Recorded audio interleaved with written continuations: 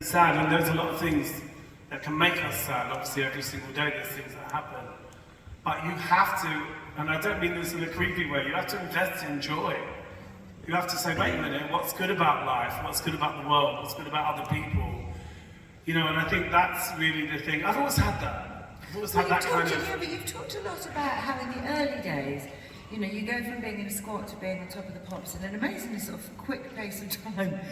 And you say, you've got a nice phrase where you say, I was too busy being Boy George to enjoy being Boy George. What did you mean by that? Well, that came, obviously, when you first get famous, no one says, right, everyone always tells you what's going to happen, but of course, no one can prepare you for that sort of insanity.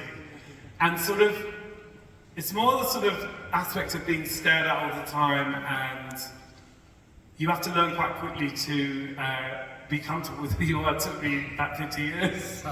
In terms of like, see, now I'm like, you're Boy George. Then I was like, you think you're Boy George?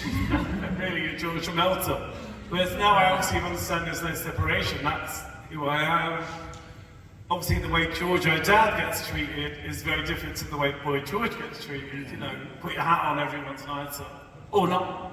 Sometimes people aren't nice, but I think as a rule, you know, it is really, the journey is about learning to be comfortable with who you are, whatever you chose. It's like, there has to be a point where you go, right, I chose to be this person, you know, and yeah, it comes with a certain responsibility, so therefore let me be happy about it.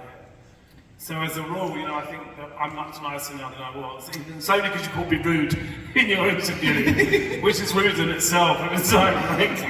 So, in fairness, I interviewed George for the Sunday Times magazine, which I write for, last month. And when I saw the headline, which I don't write, I did slightly, my heart slightly kind of contracted when I saw that they had described him as rude. And I thought, that wasn't my word, so I'm disclaiming I promise you, on my mother's memory, I laughed so much when I read it, and like what I do always when I read an interview is I get all my friends to read it, because obviously I'm far too emotional to read anything about